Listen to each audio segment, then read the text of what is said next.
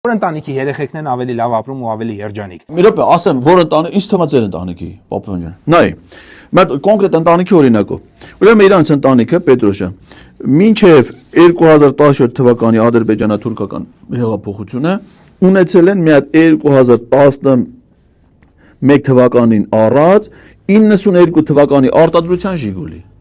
Իրանք հետ են ունեցել մինչև 18 թվի ադրբեջանա-թուրքը 18 թվին այս մարդիկ եկան իշխանության անմիջապես արդեն գնաց տունը առան 18 թվի արդեն տունը առան այդ 18 թվի տունը իրանց քիչ էր տունը իրանք անցան նաև նոր տուն առնելուն այս պայդրությամբ այս մարդու